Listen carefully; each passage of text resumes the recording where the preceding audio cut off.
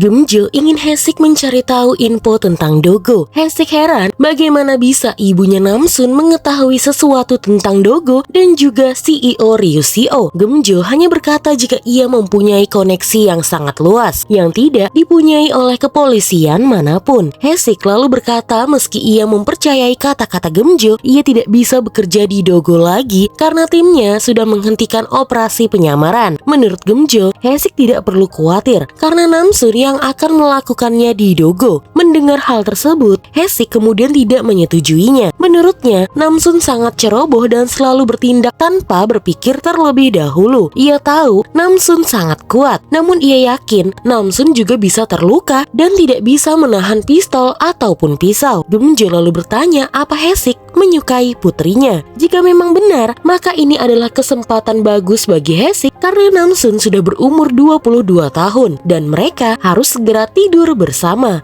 뭘 시켜요? 태국 겸사겸. Haesik bingung sekaligus terkejut mengapa tiba-tiba Gemjo menyuruhnya untuk tidur bersama Namsun. Jadi, menurut cerita dibalik dari sejarah kekuatan keluarga Namsun ini, kekuatan ini akan begitu aktif saat berumur 20 tahunan. Saat itu, aura tubuh akan berubah dan mereka harus segera mencari sosok pria. Makanya, Gemjo menyuruh Haesik untuk segera meniduri putrinya. Setelah itu, Gemjo berniat pergi dari sana. Meski bingung dengan perkataan ibunya Namsun, Haesik berniat tetap mengembalikan uang yang pernah Gemjo berikan kepadanya. Ia tidak nyaman dengan uang tersebut. Lalu Gemjo menyuruh Haesik untuk menggunakan uang itu pada penyelidikan narkoba saja. Ia tahu anggaran polisi tidak mungkin banyak untuk melakukan penyelidikan secara menyeluruh. 쓰라는 겁니까?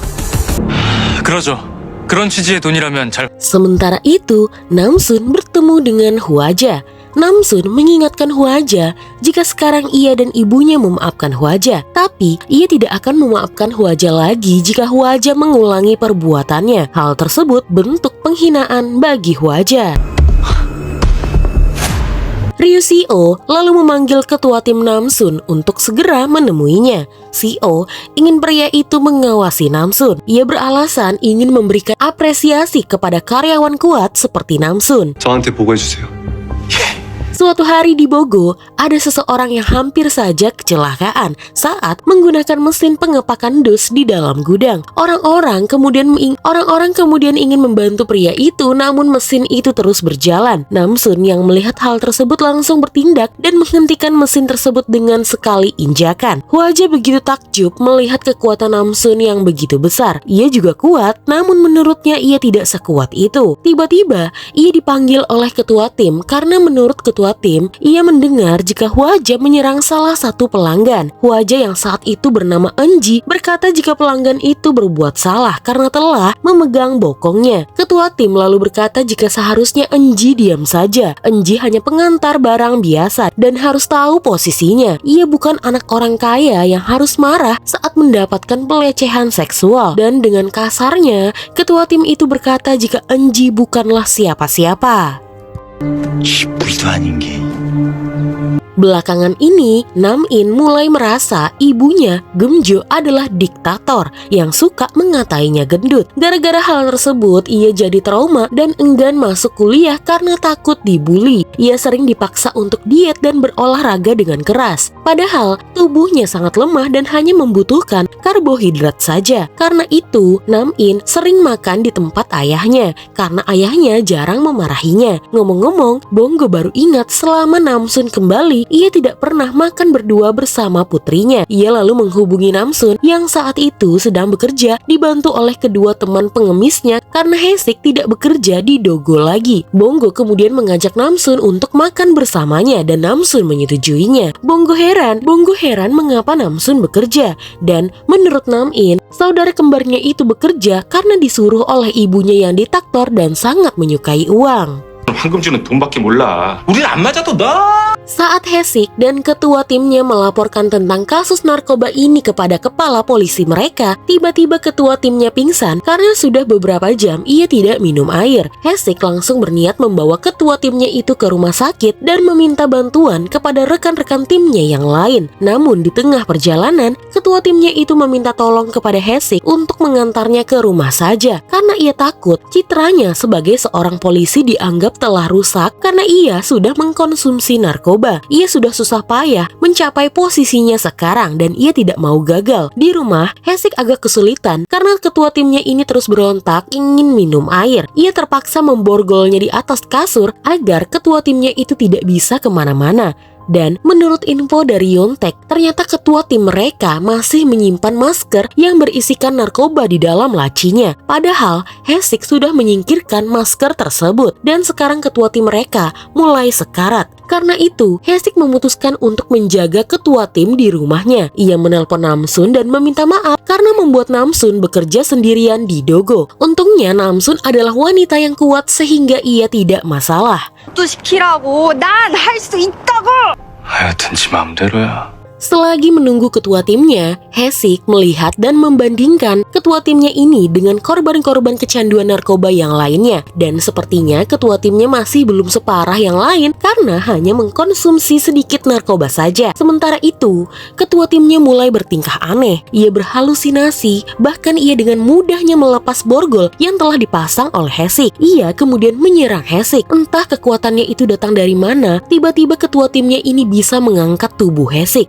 Untungnya, Namsun datang dan langsung menolong Hesik. Menurut Hesik ini pasti karena efek narkoba. Ketua timnya kehilangan kesadaran dan menjadi begitu kuat. Namsun langsung mengunci ketua tim Hesik ini menggunakan kursi agar ia tidak bisa kemana-mana. Dengan terpaksa, Hesik mengikat ketua timnya yang sekarang bertingkah layaknya zombie. Karena ketua tim Hesik semakin parah, Hesik dan Namsun harus segera bertindak lebih cepat dan mencari tahu tentang narkoba itu lagi di dogo.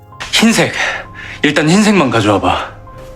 나 말고 같이 갈 사람은 있고? Namsun lalu menghubungi dua teman pengemisnya lagi. Namsun ingin mereka berdua membantunya untuk menggeledah isi gudang dogo dan mencari masker tersebut. Tapi belum apa-apa, mereka sudah ketahuan oleh ketua tim Namsun. Awalnya, Guruno mengalihkan pria itu, tapi karena ia sudah terlanjur curiga, maka ketua tim itu pun melihat-lihat isi gudang. Ia menemukan Namsun dan lucunya mereka malah saling berteriak karena sama-sama mengira hantu. Namsun langsung melempar ketua timnya itu menjauh. Namun berkat hal tersebut, ia dan Hyunsu mengambil beberapa sampel masker yang kemungkinan berisikan narkoba dan membawanya langsung ke kantor polisi. Narkoba yang dibuat oleh Ryuseo memang benar-benar berbahaya. Jika mengkonsumsinya tanpa penawar, maka sama saja dengan bunuh diri. Hal tersebut tidak masalah bagi Ryuseo. Mereka mendapatkan kenikmatan sesaat lalu kemudian mati. Sementara Ryuseo, semakin ia mengkonsumsinya, semakin ia menjadi kuat karena ia punya penawarnya. Dan penawar itu dibuat dari cairan dari tubuh hewan laut bernama Anaspidea atau kelinci laut. Lalu datanglah anak buah Ryuseo. Anak buah Ryuseo ini rupanya adalah orang yang telah memberikan masker narkoba kepada pria botak yang ditangkap oleh Hesik. Dan sekarang wajahnya sudah diketahui oleh pihak kepolisian sehingga Ryuseo menyiramkan cairan dari kelinci laut itu ke wajah anak buahnya. Perlu kalian ketahui, cairan dari kelinci laut itu sangat berbahaya dan juga beracun jika mengenai kulit.